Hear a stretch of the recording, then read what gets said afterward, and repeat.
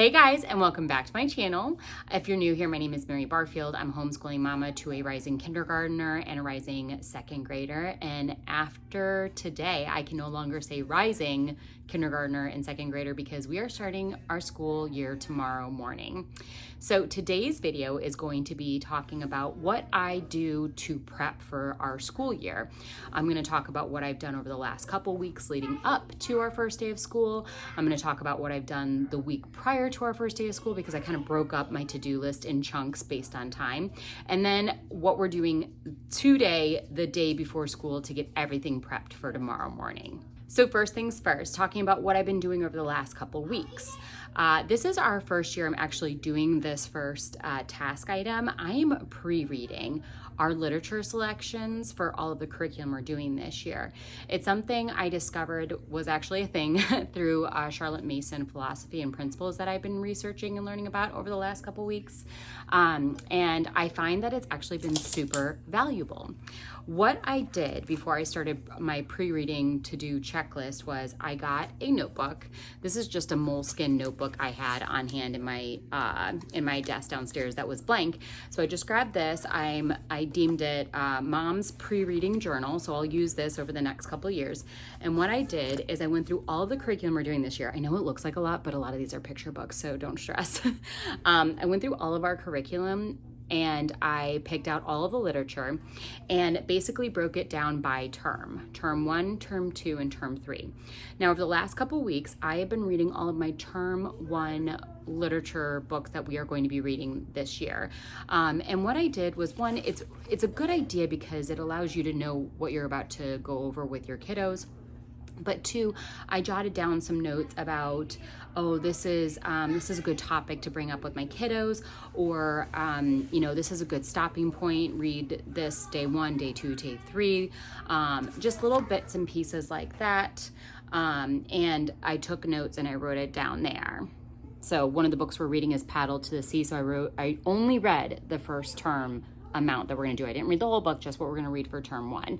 And then in each chapter, I kind of was like, this is what it's going to be about. So I can jog my memory when I go to read that chapter, what it was about. So I'm prepared to discuss it with my kiddos. So pre-reading has been a great thing to do this year. I also think it'll be good, especially as we start getting into the older years, about maybe topics I'm not ready to discuss and I can kind of inline edit and omit those when we're reading.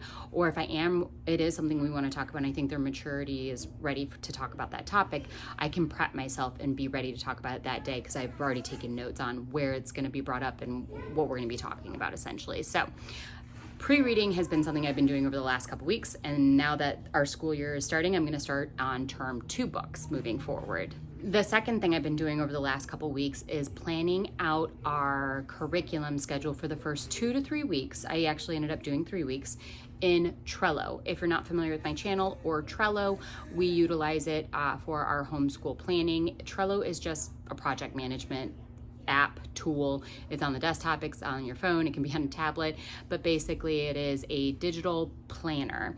And I've created a way to use it to basically be my homeschool planner. If you're not familiar with it, go check out, I'll list my playlist up here. I've got a ton of videos on Trello and how we utilize it for our homeschool planning and record keeping. Because it is digital, it keeps everything I write in there all in the cloud. What I did over the last couple of weeks is put that together. I even did a full video. I'll put that individual video up here if you want to see what our schedule looks like for this upcoming year with all of our curriculum. I have that in a singular video too you can go check out. Next up was reorganizing our homeschool room after our summer school chaos that was going on. So the funny part is that I did that. And then if you haven't seen my latest video, we ended up moving our homeschool room to a completely different room in our house. So not only did I organize it in its old room, then I had to take it all out and then I had to re-put it together and reorganize it in our playroom, which is now our study room / playroom. So I didn't do it once, I did it twice. So now it is nicely organized and ready to go for tomorrow. And lastly, what I've been doing over the last couple weeks is just taking note of anything that we need supply-wise or anything else we need for the school year. I had done my new school year shopping a few weeks back, and I was like, I'm not buying anything else. I'm not. And then I was like, well, just in case, there might be some things that straggler items that I might need to get. So I'm going to share that with you. Not a ton of things, just a few little bits and pieces that we needed for the school year. So the first thing actually that I got was noise canceling headphones for my girls. I actually was reached out to by Eclectic, the company up here. I'll link these down below. They're for kids. It's their brand new product they just released, and they asked me to try them out, and frankly, they are amazing. We had some headphones before. They're not noise canceling. The girls would fight with each other. They're wired, whereas these are Bluetooth capable. They are noise canceling. I even tested them out, and they're actually very comfortable. So I have tinier ears, so I was thinking about maybe getting a set for myself. Right now they're kind of limited on colors, so I think they have this and one other option, but they said as they make more, they will be making more colors available. So if you have girls, which I do, they'll hopefully be coming out with something that's a little bit more gender neutral or girly even. My girls don't care. They think this color is fine. They don't mind, but they are super soft. The noise canceling function works really well on them. I can attest to it because I tried them out. And I think that'll be super helpful this year when we're in this big room. While one of my girls is working on one project, they can put their earphones on, and then I'll work with the other child one-on-one, whether it's math or language arts or whatever we're doing. But I just think when you have multiple kiddos in one room, I think noise canceling headphones can be a huge helper for you and your family, so that there's focus time. Basically, you don't have to listen to everybody else around you. So definitely glad we were able to get these. Thank you Eclectic for sending them to us and letting us try them out. Again, I'll link that down below if you guys are looking for a good set. Go check them out. The next thing I got was, with the move to our new homeschool room, I needed something to kind of organize and group our workbooks and things like that. So I actually snagged these on Prime Day, Amazon Prime Day. I know you're kind of looking at that going, what is this? These are magazine holders. They're cardboard and they come with labels. I need to put them on here, but they are, I really like these. I like just like the standard brown like color. They're super sturdy. My other pink ones that I got from the Dollar Tree tip over super easily, and these do not, so these are really great. So what I've done is I've used these to kind of group as we will. I was trying to think through our daily schedule, and I'm like, how should I group our stuff that I can just pull down, one box, and we're working on this right now. So for example, this is all of our morning time stuff. We have our first free read in here, Charlotte's Web, The Riches.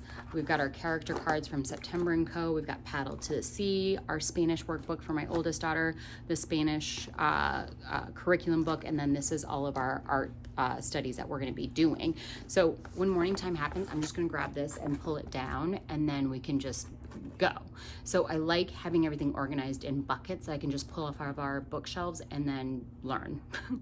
I also like that they are collapsible and you can reuse them. Once you popped them up, you can pop them back down and flatten them. So it came in a pack of 12. I don't need 12 right now, but in the future I might. So I like that I can easily store them away while I'm not using them at this time. The next thing I picked up was, if you saw one of my previous videos, you probably will not be surprised by this.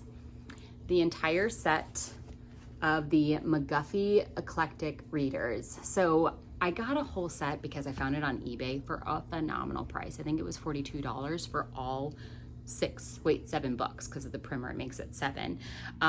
We are not going to need book 4, 5, and 6 for a really long time, but it just was such a steal on eBay in really good condition. I think these were copyrighted from I don't know, you guys. The last copyright in here says 1920. They're the revised edition, so I don't think it was that long ago. I think I saw somewhere in here it said 1980s maybe, but these are in impeccable condition considering, if let's say it was 1980s, these are in great condition. So my youngest will be utilizing the primer book. She has been using Ordinary Parents Guide to Teaching Reading, and we'll be incorporating this as well. I think I'm going to do 1 week of McGuffy's Reader and then 1 week of Ordinary Parents Guide to Teaching Reading, and just kind of pop back and forth on and off. If we find one is working better than the other and it just seems like it's just unnecessary work to do both, maybe we'll consolidate and do only one.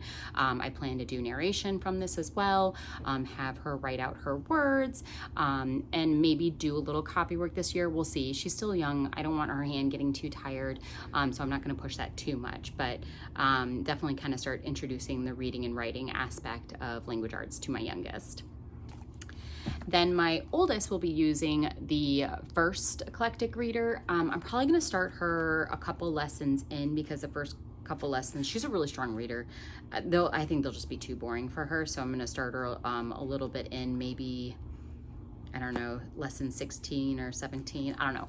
I'll let you guys know how this goes with her, but we're going to be utilizing this with copy work and narration.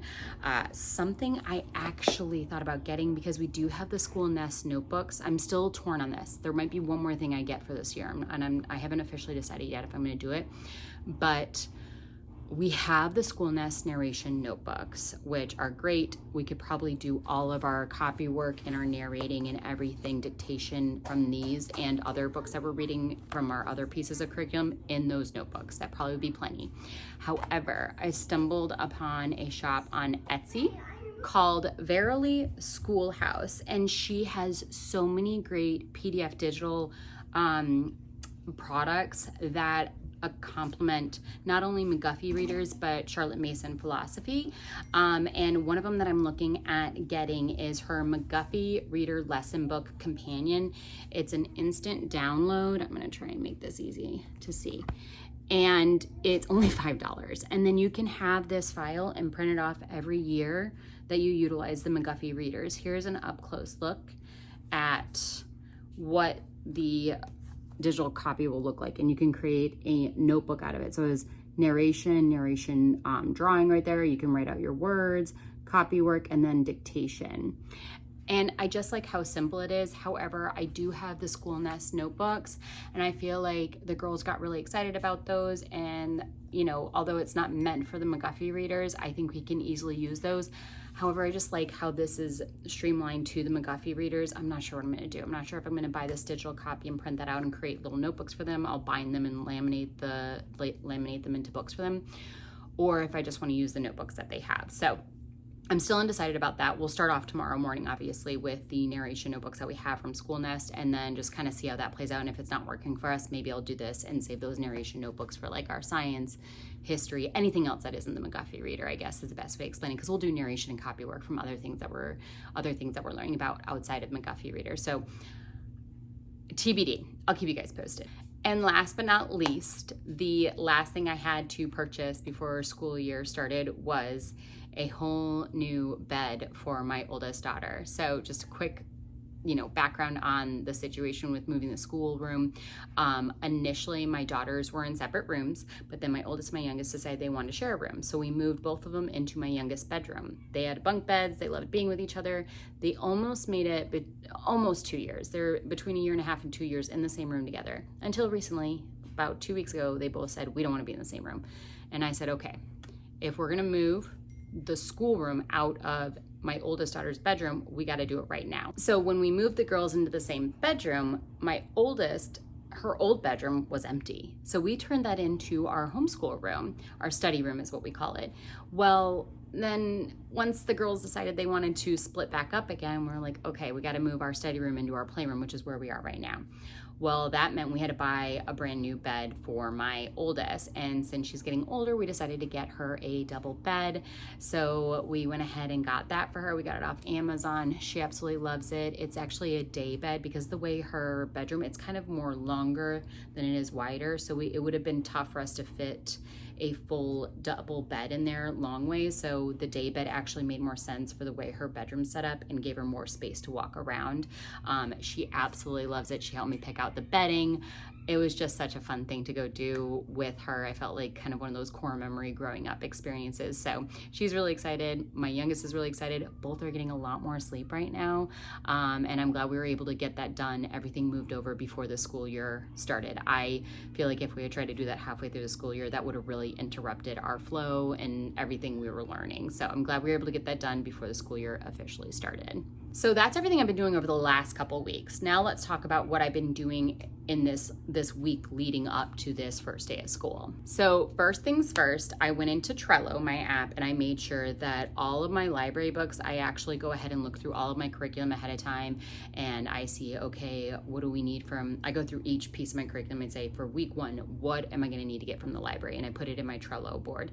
And then I go through week 2, week 3, week 4, and you see where I'm going with this. So all I have to do the week before, let's say we're doing week 3. So at the beginning of week 2, I will go on to my library's website and hold all those books that I have listed for week 3, and then they'll collect them over the next couple of days. And then by the end of week 2, I'll be able to go in, collect those, and have those ready for week 3. So I make sure that I go through all my curriculum, make sure all those lists are up to date and they are accurate. Next, I actually went ahead and at the beginning of this past week, put all books for week 1 and week 2 on hold.